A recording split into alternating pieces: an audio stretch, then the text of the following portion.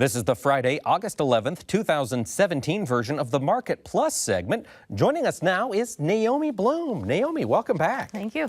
We're excited to have you, and we know we're excited to have you because we have a lot of questions for you. Good. So let's just kick it right off here. And this is kind of a theme that I think we've touched on a couple of times during the program. We just want to get your thoughts a little bit more. Matt in Amherst, Wisconsin, notes that it seems like just about every area of the country seems to be having some production issue. Crop ratings continue to slowly slide down, yet the USDA says we will have pretty much trendline yields. What's the real story? Naomi, when you're talking to producers, when you're pricing things in, what yields are you using in your head? Yeah, the 165 number on corn, I think, is totally where we're going to end up for nationwide yield. In January, I think we'll be there. It might even be a little bit less. Heading into this report, I personally felt that the USDA would be slow to lower the yield. I was looking, though, for 2 or 3 bushel drop, not the aggressive. Something. And I thought that would be about as it. But the 1 bushel drop was, well, it is what it is. And we all don't agree with it. Right. Obviously. Yes. So it'll come. The truth will come. It always comes. It just takes the USDA 6 months to a year.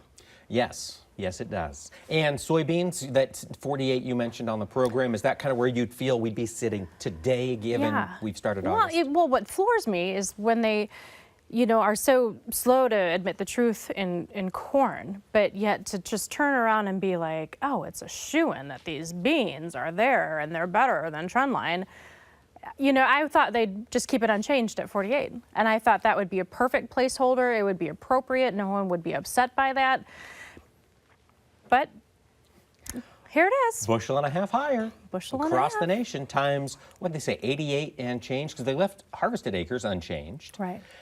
Did they adjust much on corn harvested acres? No, nothing. No, nothing. Okay. Yeah. So it was really just yield was all that changed. All right. Now, we've got a question here from Jake, and we actually got a couple on here. And Naomi, since you are up to speed, let's talk cotton a little bit. So Jake wants to know if cotton has broken out quite yet. Okay. Have we seen a breakout, and where do we sit today? So prior to the report, cotton had been trending higher for about 2 weeks. So similar to corn and similar to soybeans, stepping back and looking at a year-long picture, it was stuck in a pretty big range. On the USDA report, they increased demand, and that was really important and very truthful. But they made the production number astronomical, and it was in the low, like 800 pounds a bale, and now it's almost like a 900 pounder. And that was the game changer for that market, such a large increase in production. So that's what made ending stocks from a year ago to this coming growing season almost double. Oh yeah, and global production is up. And that part is legitimate because India is supposed to be planting potentially 18% more cotton acres this year. Okay. China's had decent production. So I can buy the global increase in production. I am not in tune enough with cotton producers to know if the production increase is valid for that large of an increase or not. But because of that number, that did make the cotton market work lower, substantially lower. Could it drop a little bit more? Potentially, but I don't see it just falling out of bed because thankfully demand is so good around the world right now. All right. And now our next question comes from Doyle, and he's in Alma, Arkansas. Look out a little bit further, the December contract. He wants to know, where will December cotton market prices be before December comes? I mean, as we get into harvest, we start to really assess what this crop is. What do you watch? What are your benchmarks in the cotton market? Yeah, it's, again, just like the corn and soybean numbers in a range. I don't see us really getting out of that range too much right now.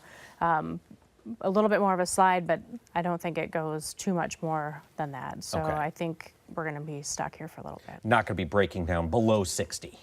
Based on information that I know this moment, I would not imagine that to happen. Okay.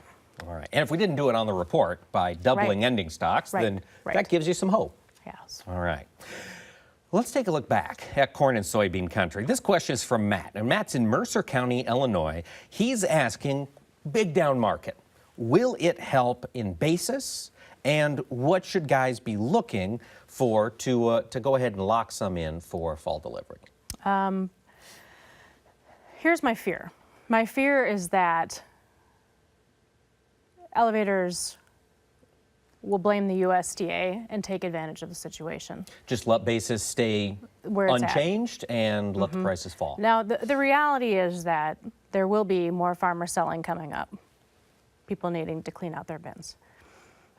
I think it would be a courteous thing for an elevator to do as a business owner who wants to retain their business if you maybe increased your basis a little bit out of respect, because it's a hard time for everybody. And I think going forward, you should want to do your best to encourage the producers. And you know what? And I know that a lot of elevators will, do donuts or things like that, but it's going to be a hard time here for the next couple months. Yeah. So you have your part to stand solid for your inspiring task in agriculture. Bring it all back to the FFA creed, man, and step up and do something to help your brothers out. Right, because the banker's not going to take donuts when that operating note comes due. Right. I've tried. Yes. Oh, all right. We've got another question for you, Naomi. This one is from Easy Money in Northeast North Dakota. He's on Twitter at BankerFarmer1, who wants to know, and again, North Dakota, what is the acreage battle going to look like in the spring? Is there going to be one? For North and South Dakota, I think there really could be one. Because of the higher prices that they're going to be receiving for spring wheat, especially in a month or two when the truth comes out about the abandoned acres and what the harvested acres actually are going to be. You'll see a price spike higher. So those two states will have a fight for acres, but every place else, I don't think they're going to be doing too much of anything. Just kind of their same rotation, or we'll see where things end up. But now, little mental game here. Let's say that August finishes out relatively well. We finished with 48 as a national average bean yield. Let's say corn, USDA works us down to 167. So we're still trading, $3.30, $3.50 cash corn and $10 beans. That's bigger than 2.4, isn't it? yeah, actually, yeah, for as far as the ratio. Yeah, the ratio. Yep. I can't do that math in my head. Right, and so that would encourage more soybeans at this time for sure.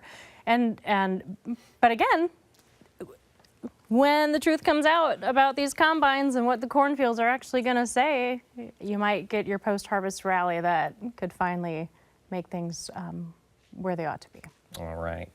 Final question for you. Marty up in Buxton, North Dakota at Sap Monster wants to know, or he says, new crop bean exports have been very slow so far.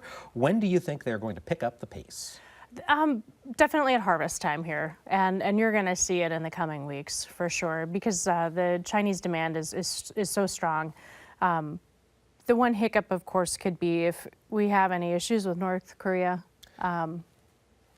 It's a game changer. But based on things I was reading today, there was a response in a Chinese, like a newspaper or something. So it's not from the government, but it's an editorial comment that I don't think would be put out there unless there was permission for it to be there. Yeah, I don't think there's a whole lot of editorializing allowed to happen. Yeah, so the commentary essentially was, they were saying, North Korea, don't you dare do anything to pick a fight with the United States.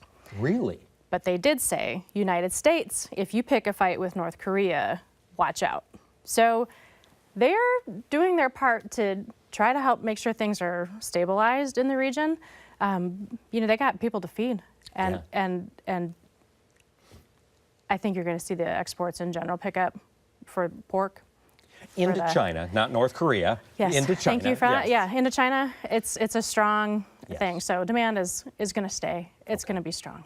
It's interesting looking at a Cold War with a country like North Korea. It's just, who would have guessed? We'd be here in 2017.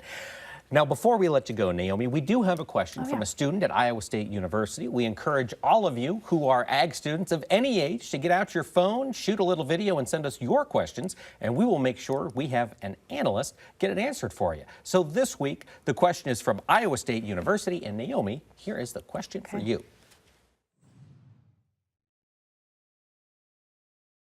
Why is it important to have ag ed in schools? Awesome question. Agriculture, education, and the public school system, even the parochial school system would be nice. It is so important because when you have the disconnect right now that you do between consumer and where their food is coming from and the misconception that's there, if we could start to clean that up in general with kids in the classroom in middle school or high school, that would be tremendous. I think it also puts more value on the work that farmers do in the farming community. Agriculture is still one of the larger growing segments of jobs, and there's so many different things you can do within agriculture that, you know, I think for the people gotta eat. So you gotta have people in the industry who really respect where it's coming from. You know, in addition, I think about all the valuable lessons that I learned from my days working in tobacco fields, from my days just doing anything I could help at my friends' farms and things like that. And I'm the hugest fan in the world of the FFA creed. And so when you have to force your freshman class to learn that, it can change lives forever. I feel so strongly and adamantly about that. So ag in the classroom needs to be right up there with mathematics and science and things like that, because it's life lessons. It is. It is life lessons, and it's the future, the most important thing that we deal with every day. Yeah. And for those of us who learn best hands-on, what a great way to learn science and math in a practical setting. Bingo. Well, Naomi Blohm, always appreciate your insights. Thanks Thank you for so much having for me. taking the time to join us. Yeah, thank you. Be sure to join us next week. We will be doing all sorts of interesting things here on Market to Market. We'll be joined by John Roach on the program, and we will also take a look at how veterinarians are stepping up in rural America.